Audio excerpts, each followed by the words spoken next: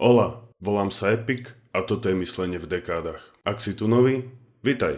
Ak nie, cool. V tomto videu opíšem stratégiu, technické detaily a potenciál FSD, teda Full Self-Driving, plne autonómny riadiaci software Tesly. No predtým, než sa do toho pustím, treba zodpovedať základnú otázku. Na čo je dobre sa vôbec o niečo také snažiť? Odpoveď je jednoduchá. Súladí to s cieľom Tesly urýchliť tranzíciu na obnoviteľné zdroje energie.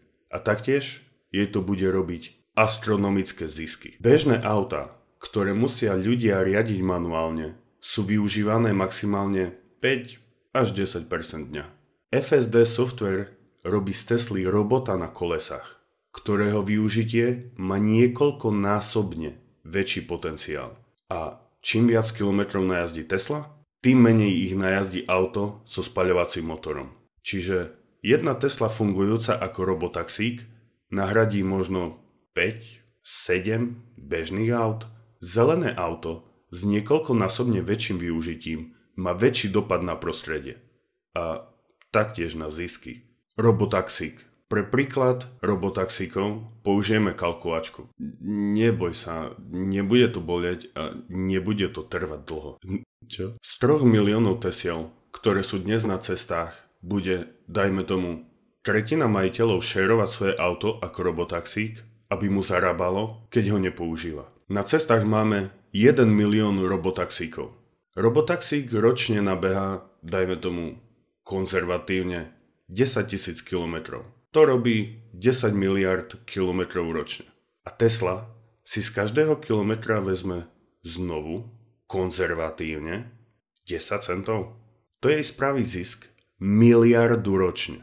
Čo ak Tesla bude v roku 2030 produkovať 20 miliónov aut ročne? A tou dobou tým pádom bude mať na cestách cez 100 miliónov aut. Keby sa čo je len absurdne smiešné percento z nich, dajme tomu 20%, využívalo ako robotaxík, Tesle to pri 10 centoch na kilometr a 10 000 kilometrov spraví ročné zisky 20 miliárd. A to som schválne použil absurdne nízke čísla. Kľudne si to prebehni so svojimi.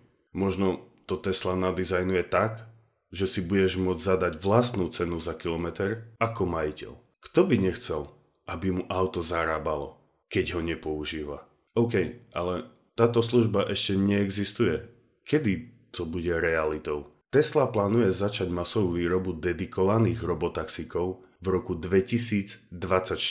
Čím v podstate kompletne zmení definíciu toho, čo dnes poznáme ako auto. No, pre investora, nie gamblera, tradera, ale investora, človeka s dlhodobým horizontom minimálne 10 rokov, je dôležitejšia otázka, aká je šanca, že sa to skutočne premení na realitu. A ako k tomu chce Tesla dospieť? Dáta sú nová ropa. Google dominuje online vyhľadávaniu a zlepšuje sa každým ďalším vyhľadávaním, ktorému zadáš. Nikto nemá šancu dobehnúť jeho náskok s dátami. Online svet obsahuje viacero monopolov, ktoré majú rovnakú výhodu. Toto je jasné úplne každému. No čo ľuďom uniká je fakt, že Tesla má na cestách masívnu flotilu 3 miliónov aut, ktoré zbierajú dáta z reálneho sveta. Každá Tesla, ktorá bola vyrobená za posledných pár rokov, má všetok hardware potrebný na úplnú autonómiu.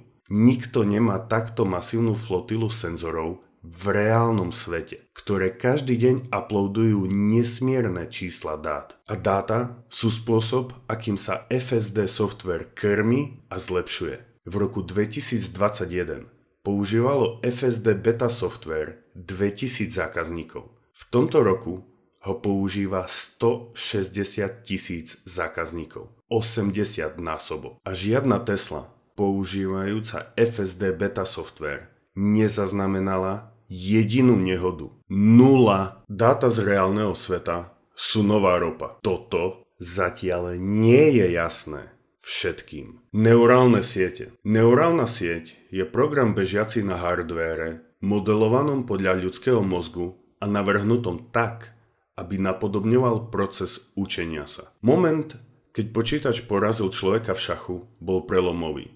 Daný software dostal pravidlá šachu od ľudí, ktorí ho vytvorili, a v tú dobu používal len hrubú silu výpočtov. Výhra počítača nad najlepším hráčom sveta bola, ako keby nad tebou vyhrala kalkulačka v počítaní. No dnešný software neurálnych sietí o šachu nevedel nič. Objavil možné pohyby, pravidlá, tým, že posúval figurky a hral sám proti sebe. Naučil sa šach hrať sám. V prvých 9 hodinách svojej existencie AlphaZero zahralo 44 miliónov hier šachu samo proti sebe. Po 2 hodinách bolo lepšie ako akýkoľvek človek. Po 4 hodinách poražalo najlepší šachový program na svete. Aký to má súvis s FSD? Keď cez dostatočne výkonnú neurálnu sieť preženieš miliardy videí ako príkladov, a to sa bavíme o takom množstve výpočtovej sily, ktorá vypne energiu v celom meste. Plus o tak šialených účtoch za elektrínu, ktoré si nemôže dovoliť žiadna malá firma. Stane sa niečo skutočne zaujímavé. Postupne tým vzniká ako keby jeden virtuálny šofér, ktorý má najazdené tisíce rokov a miliardy kilometrov a ktorý má navyše zrak 360 stupňov a dokonalú, nepretržitú pozornosť. Jeho mozog má kapacitu operovať 144 GB za sekundu, lebo lagy sú pri šoferovaní očividne nepripustné. A každých 10 milisekúnd okolo seba vykresľuje celú scénu. Každých 50 milisekúnd je schopný prejsť celým stromom rozhodnutí a vybrať tie najlepšie. No a čím viac z toho ďalej najazdí, tým väčšie porozumenie svojho okolia nadobudne. A keď skutočne rozumieš svetu okolo seba, jazdenie je už hračka. No na porozumenie sveta je najprv potrebný skutočne dobrý zrak. AKA Tesla Vision je absolútne prelomový software, ktorý dovoluje palubnému počítaču prekladať svet okolo seba z pixelov posielaných z kamier do 3D reprezentácie, ktorej rozumie. Toto nikto iný na svete nedokázal. Tesla dokáže jazdiť aj v úplnej tme, pretože to, čo je úplná tma pre ľudské oko, nie je úplná tma pre kameru. Kamera dokáže zachytiť najmenšie tisíciny rozdielu jasu pixelov, kdežto pri ľuďoch je čierny pixel čierny.